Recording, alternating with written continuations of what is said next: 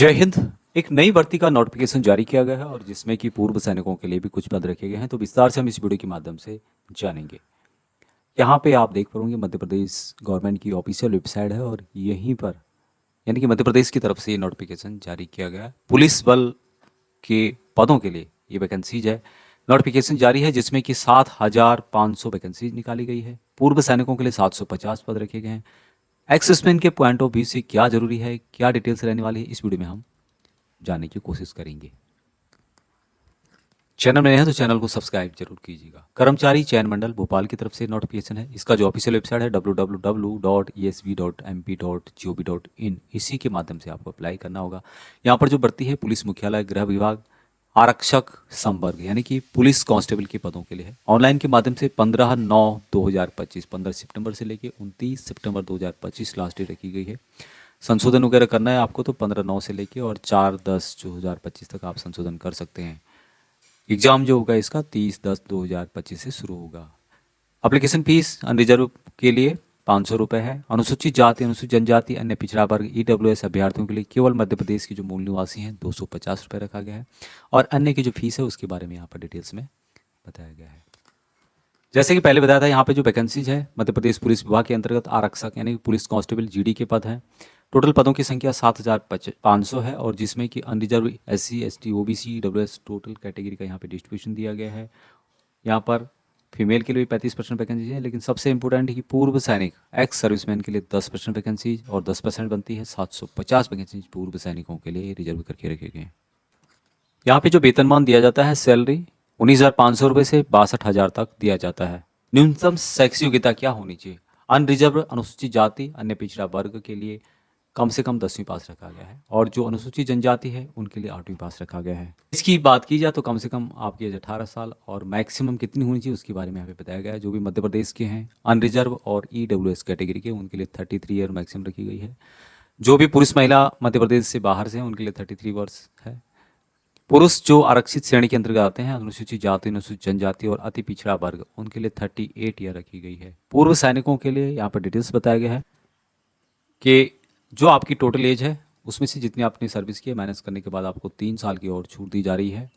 और इस तरह कैलकुलेशन करने के बाद जो यहाँ पर एज मैक्सिमम दी गई है 33 या 38, उससे ज़्यादा आपकी एज नहीं होनी चाहिए।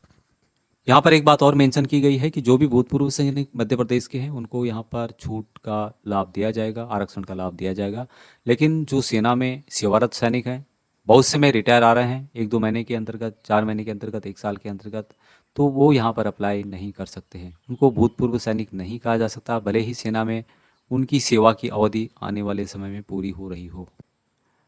यहाँ पे जो सिलेक्शन प्रोसेस है, सबसे पहले होगा लिखित परीक्षा, उसके बाद फिजिकल एफिशिएंसी टेस्ट भाग दौड़, उसके बाद होगा पीएमटी फिजिकल मेजरमेंट टेस्ट नापतोल जिसको बोलते हैं, और उसके बाद होगा यहाँ पे डीबी यानी कि डॉक्यूमेंट वेरिफिकेशन। लिखित परीक्षा जो होगी जिसमें कि हिंदी भाषा में एमसीक्यू मल्टीपल चॉइस क्वेश्चन पूछे जाएंगे। 2 घंटे का पेपर होगा, 100 प्रश्न होंगे, अधिकतम 100 क्वेश्चन होंगे और 1 नंबर 1 क्वेश्चन का होगा।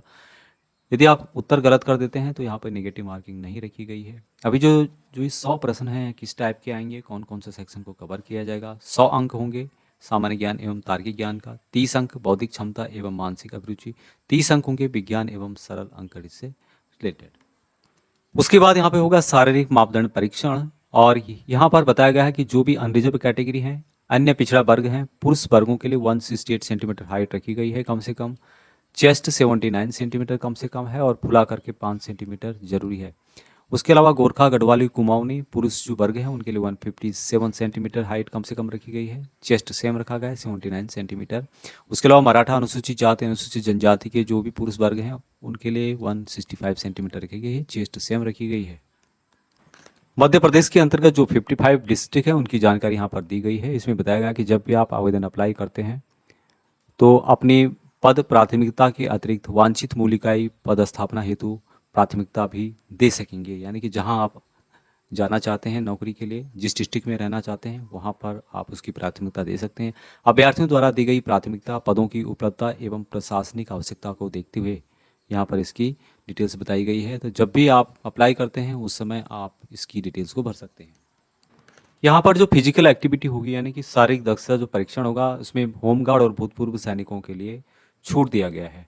यहाँ पे आप देख पाएंगे अंक दिए गए कितने अंक यहाँ पे देने हैं।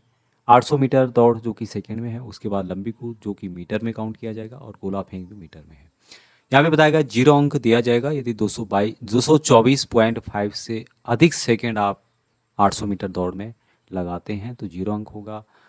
2.23 मीटर से कम यदि आप लंबी कूद करते हैं 0 अंक मिलेगा। गोला फेंक 3.51 से कम आप गोला फेंकते हैं तो आपको 0 अंक दिया जाएगा। उसी तरह से यहाँ पे पूरी डिटेल्स इसकी बताई गई है, पूरा लिस्ट जारी किया गया है। यदि हम आगे चलें यहाँ पे तो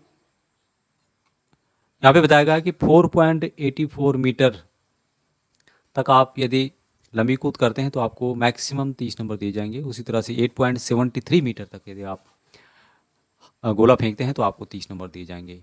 800 मीटर दौड़ में यहाँ पे बताया गया है कि यदि आप 146.5 से कम टाइम लेते हैं, इतने सेकंड से कम टाइम लेते हैं तो आपको 40 अंक दिए जाएंगे।